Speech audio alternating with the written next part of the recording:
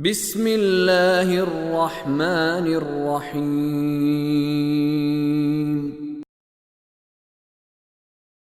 لا أقسم بهذا البلد وأنت حل بهذا البلد ووالد وما ولد لقد خلقنا الإنسان في كبد۔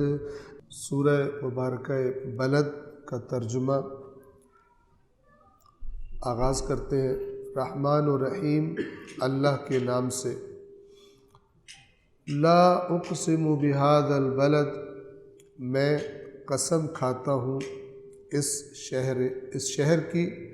بلد عربی زبان میں شہر کو کہا جاتا ہے، اور یہاں پہ بلد سے مراد مکہ شہر۔ وَأَنْتَ حِلٌّ بِهَذَا الْبَلَدِ، اور آپ اسی شہر میں رہتے ہیں۔ اور بعض نے اس کا ایک اور مفہوم بیان کیا کہ عنقریب آپ کو اس شہر سے نکال دیا جائے گا، لیکن ہم اسی شہر کی قسم کھا کے کہہ رہے ہیں کہ آپ دوبارہ اس شہر میں واپس آئیں گے، یعنی نکلنے کے بعد۔ وَأَنْتَ حِلٌّ بِهَذَا الْبَلَدِ، آپ اس شہر میں رہتے ہیں۔ وَوَالِدٍ وَمَا وَلَدَ، اور قسم ہے باپ کی اور جس کو اس نے جنا۔ اس سے مراد اکثر روایات کے مطابق، اور اگر ہم سیاق و سباق بھی آیات کا دیکھیں تو مکہ شہر کی جو ابتدا ہوئی ہے، شروع ہوا ہے، پہلے تو یہ صحرا تھا، بیابان تھا۔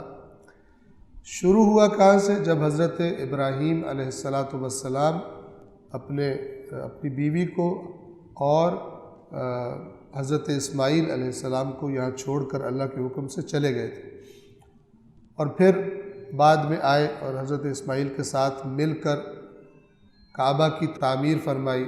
قرآن نے پہلے جز میں مثلا اشارہ کیا اس کی طرف، وَإِذْ يَرْفَعُ إِبْرَاهِيمُ الْقَوَاعِدَ مِنَ الْبَيْتِ وَإِسْمَاعِيلُ، اور جب ابراہیم اور اسماعیل اس گھر کی بنیادوں کو کھڑا کر رہے تھے، تو اس مناسبت سے والد اور اس کے بیٹے سے مراد حضرت ابراہیم اور حضرت اسماعیل ہیں۔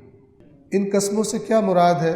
ہم نے عرض کیا تھا کہ اللہ تبارک و تعالی جب کسی جگہ پر قسم کھاتا ہے تو اس قسم کا رابطہ ہوتا ہے بعد میں آنے والی باتوں سے، اور جن چیزوں کی قسم کھائی جاتی ہے اگر ان چیزوں پر انسان غور کرے تو وہ خود چیزیں بعد میں آنے والی بات کی صداقت پر گواہ ہوتی ہیں۔ تو ہم اگر ان الفاظ میں کہیں، ترجمہ کریں کہ قسم کھاتا ہوں اس شہر کی، یعنی یہ شہر مکہ گواہ ہے۔ کس بات پر گواہ ہے؟ کہ اس کو اللہ کے نبی نے شروع کیا۔ آج جو تم قریش ان نعمتوں سے استفادہ کر رہے ہو، لوگ تمہارے پاس آتے ہیں، وہ اس کعبہ کی وجہ سے ہے، تمہارا اپنا کوئی کمال نہیں۔ اور اس کعبہ کو مقدس قرار دیا جانا، اس کعبہ کا حج، حضرت ابراہیم کا دعوت دینا، یہ سب کا سب اسی اللہ کی طرف سے تھا جس اللہ کا اب یہ نبی اس شہر میں آئے۔ تمہارا کچھ بھی نہیں، ایسا تمہیں چاہیے کہ جس خدا نے تم پر جس کے پہلے احسانوں کا ثمر تم کھا رہے ہو، اب بھی اس نے جو نبی بھیجا اس کی بات پر ایمان لے آؤ۔ لَقَدْ خَلَقْنَا الْإِنسَانَ فِي كَبَدٍ، یقیناً ہم نے انسان کو مشقت میں رہنے والا پیدا کیا۔ کیا مطلب؟ یعنی ہم نے دنیا کو بنایا ایسا ہے کہ اس میں انسان دائمی آرام اور سکون نہیں پا سکتا۔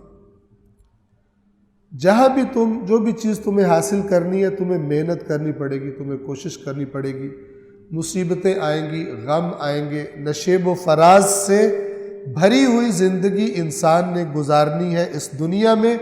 یہ ہم تمہیں صاف صاف تاکید کے ساتھ بتا رہے ہیں۔ لَقَدْ خَلَقْنَا الْإِنسَانَ فِي كَبَدٍ۔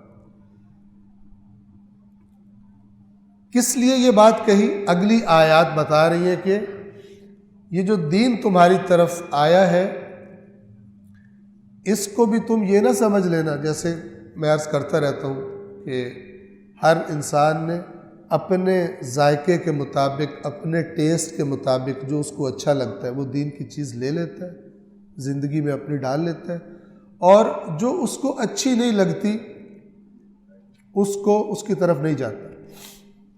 یہ دین نہیں ہے، یہ اپنی مرضی ہے۔ دین وہ ہوتا ہے کہ جو چیزیں خدا نے کہی ہیں ان سب کے لیے کوشش کی جائے۔ اور یہاں پر جو فرمایا کہ ہم نے انسان کو مشقت میں پیدا کیا ہے، لہذا تم یہاں دنیا میں آرام و سکون تلاش نہیں کرو۔ اب آگے کام بتائیں گے کہ کن کاموں کے لیے تمہیں محنت کرنی چاہیے، وہ ہے محروموں کا، یتیموں کا، مسکینوں کا خیال رکھنا۔ صدق اللہ العلی العظیم۔